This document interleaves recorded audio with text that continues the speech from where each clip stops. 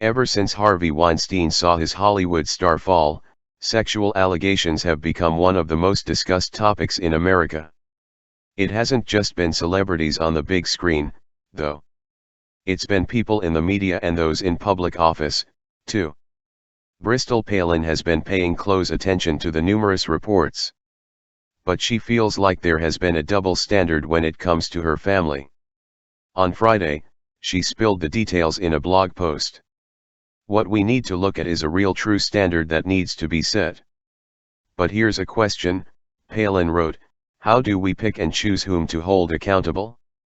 Why aren't we looking at all of the sexual harassment? She continued, why are some things just a joke for some, and serious offenses for others? The solution is to come together and treat sexual harassment the same, no matter what side of the aisle you may be on. Then Palin shared a few stories about people who have made crude comments or unwanted advances towards her family. First, Palin called out Fox News's Chris Wallace. When Chris Wallace was asked if my mom would be sitting in his lap for an interview, he responded, "One can only hope." Did Wallace receive any consequences for this kind of sexual harassment? None. No one at Fox Radio batted an eye with his violent misogynist rant. In fact, he's still celebrated, she said. Her next target, famed comedian David Letterman. She said. Then, there was this. David Letterman joked about my 14-year-old sister getting knocked up by Alex Rodriguez at a Yankees game in 2009, also saying the biggest problem my parents would have in New York would be keeping Eliot Spitzer away from my sister.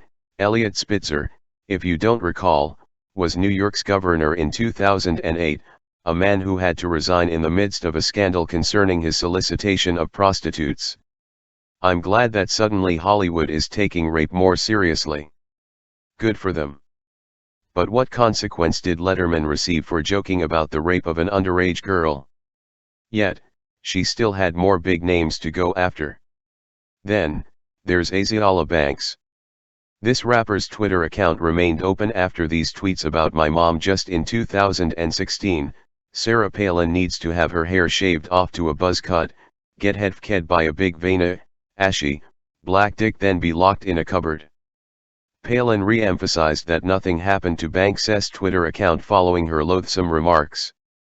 Palin shared the details about what Mike Tyson said about her mother. Tyson was asked if he'd vote for my mom for allegedly being open to having sex with black men. He can't vote, of course, being a felon, but he said my mom could always get boned out by a black person, a vote to bang her. Other than a vote to run office, the only thing she can do, she's not a bad person because she likes black people, at least in her. She also made it clear that she doesn't want people to feel sorry for her family and said that, "This isn't a poor Palin pity party, I'm trying to point out a very real issue.